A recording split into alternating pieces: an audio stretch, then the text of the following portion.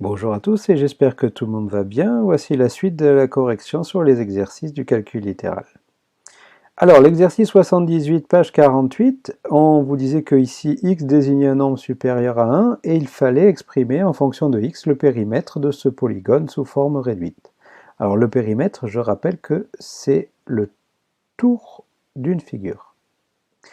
Alors allons-y pour écrire en fait le tour de cette figure, on va avoir une formule qui va dépendre de x ici, et chaque côté ici est déjà exprimé par une expression en fonction de x.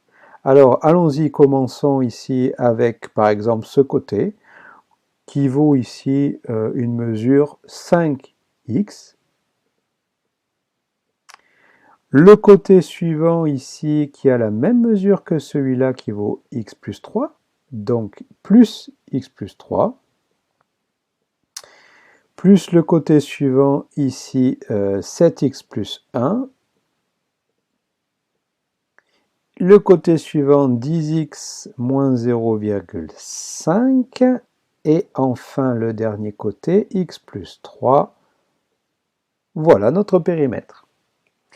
On va réduire cette expression en essayant d'utiliser la méthode de tout à l'heure, en regroupant ensemble le nombre de x au carré, le nombre de x et le nombre de nombres constants.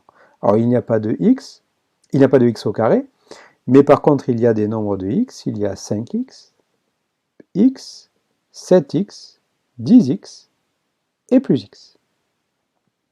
Les nombres constants, il y a plus 3, plus 1, moins 0,5 et plus 3.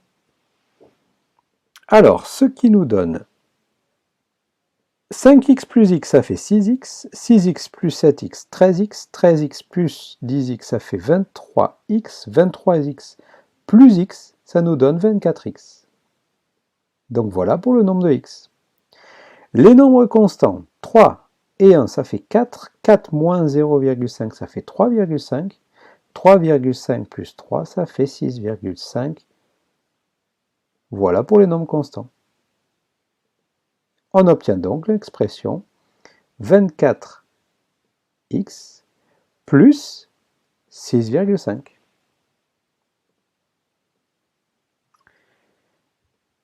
Et enfin, un petit exercice pour chercher. Exercice 75, on dispose côte à côte des petites tables carrées pour former une table rectangulaire. On dispose alors une chaise sur chaque côté accessible des tables carrées. Combien de chaises peut-on disposer lorsque l'on utilise n tables carrées, n un nombre entier supérieur à 1? Certains auront peut-être été gênés par le n. Vous pouvez très bien remplacer à chaque fois la lettre par la lettre de votre choix. En particulier, d'habitude, on utilise plutôt x.